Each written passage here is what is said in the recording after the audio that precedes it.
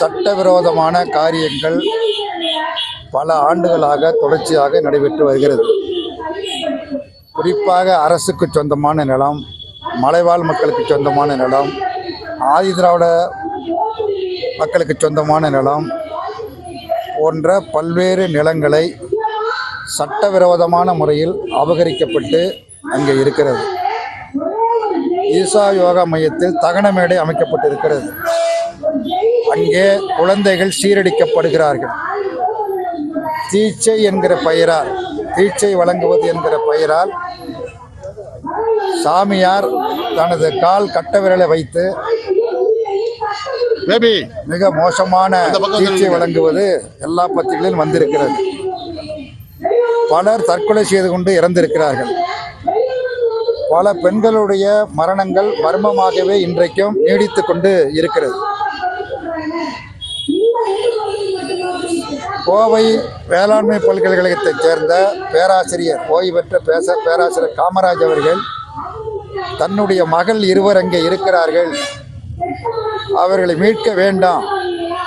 ஏன்னா ஒரு பொண்ணுக்கு 39, ஒரு பொண்ணுக்கு 42 வயதுக்கு வந்த பெண்கள். அவர்கள் அங்கே மொட்டையடிக்கப்பட்டு பெற்றோர்களை சந்திப்பதற்கு கூட அனுமதி இல்லை. அந்த குழந்தைகளுடைய தாயாருக்கு உடல்நலம் சரியில்லை, மிக மோசமான நிலையில் இருக்கிறார்கள், உண்ணாவிரதம் இருக்கிறார்கள், சாப்பிடாமல் இருக்கிறார்கள்.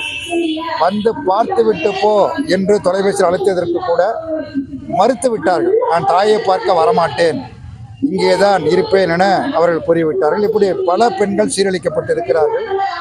ஆகவே இது குறித்து ஒரு விரிவான நடவடிக்கை மேற்கொள்ள வேண்டும்.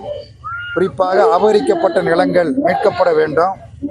குழந்தைகள், பெண்கள் மீட்கப்பட்டு பெற்றோரிடத்திலே, குடும்பத்திலே ஒப்படைக்க வேண்டும்.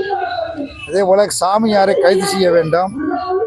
உயர்நீதிமன்ற கண்காணிப்பில் ஒரு விரிவான விசாரணையை தமிழ்நாடு அரசாங்கம் மேற்கொள்ள வேண்டும் என்று தமிழக அரசையும் காவல்துறையும் வற்புறுத்தி இந்த கண்டன ஆர்ப்பாட்டம் இன்றைய தினம் இந்திய மாதர் தேசிய சம்மேளனத்தின் சார்பில் நடைபெறுகிறது.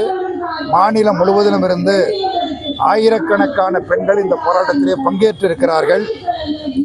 தமிழ்நாடு அரசாங்கம் இந்த கோரிக்கையின் மீது கவனம் செலுத்தி உரிய நடவடிக்கை எடுப்பார்கள் என்று எதிர்பார்க்கிறோம், விரும்புகிறோம், கேட்டுக்கொள்கிறோம்.